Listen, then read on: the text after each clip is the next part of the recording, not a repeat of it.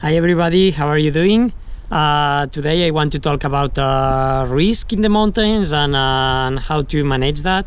I am very happy to promote to people to go to the mountains, because I believe that it's better for the health, like to do activity, to don't be sedentary. It's good to go to mountains because it's a beautiful experience, and it's also a way to understand the nature, to understand the environment, and to have some values that it's hard to get when you are in a more artificial environment. But we need to understand also that going to alpine terrain, going to some mountains, it's risk-taking. Like nobody is exempt of that risk, and we need to understand that and to feel confident with we are doing, and to really try to minimize this risk in function of our capacities and the conditions in the mountain. So actually I think I turn the 50% of the times when I'm in the mountains and I want to do something. The half of the times I'm just going there and I don't feel good, or I feel that it's not the day, or the conditions are not how I expected, so I go back home, and that's good. I think it's better to go home safe than to stay in the mountains in danger. So I will tell you a bit about how I managed to find the good analysis of I can do this or I cannot.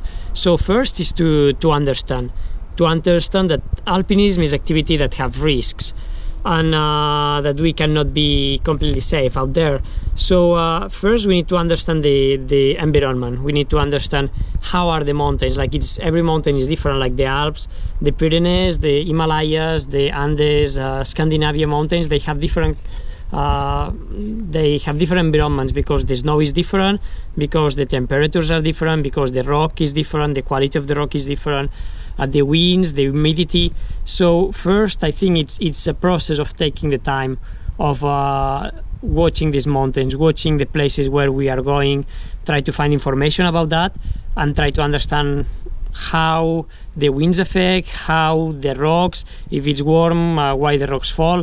So to have an overview of the mountains where we are going, to see where and to identify where are the possible risks. Second is to approach with humility. To approach with humility, I mean to don't overestimate our capacities. First, to identify our capacities, to see like technically how we can climb. If we climb like 5A or 6C or 8A, it will be different than our capacities in the mountains. To know like our knowledges in ice climbing, in endurance, like how many hours we can be moving, and how fast can we escape. So all our capacities will be important. Then our techniques, like which techniques we are able to do with ice axes, with ropes, how we can, if we know how to make belays in different kind of rock, in different places. And I think it's very important to train these capacities and techniques on like a safety environment, like in a climbing wall, in easy terrain, to be able to push our limits on the safety moments, to after go to the mountains and to have a big margin of the risk. The gear that we use, if we know how to use it, because the thing is like to have a backpack full of things then we don't know how to use, that's not worth it. So it's important to train with the gear, to train with the techniques, and to train with the capacities, and then like know our experience too. So to have the experience, we need to learn. We need to have a learning process, because we do a lot of mistakes many times, and mostly when we are young, like we go sometimes there and we do mistakes because lack of experience, and that's good because it means like we are learning, and we are it's the mistakes that makes us realize many risks. But then it's the learning process that is important, and that it don't comes normally with us. It's a lot of places we can learn, like it's a lot in the net, like you can see some websites, you can see a lot of formations, but mostly is to have a mentor, to have someone that he have more experience and have more capacities than us, that we can trust on him and go to the mountains and learn how to to be on safety. And if we don't have this person, it's to hire a guide, to hire a mountain guide to do that. And then, and it's important, it's to do formation all the time. It's not because we have been doing every year or some years ago an avalanche course that we are safe on that. We need to do, I think, before every winter, like a course of like avalanche and layers and crevasse rescue, and before every summer, so spend some week just like retraining the manipulations on ropes and things in the mountains. So then is learning, and after that I think it's important to plan and adapt to the conditions in the mountain. When we are doing an activity, we need to plan where are we going, with who we are going, which gear are we taking, how is the weather prevision for these days, which route are we taking, which are the alternative roads, the roads to escape. So all these things that can make us to overview the mountain and how it can be, and then to adapt. When we are in the mountain, normally the plan it don't follows because someone is more tired or because like the conditions are not how we expected. So then it's to adapt on that, to see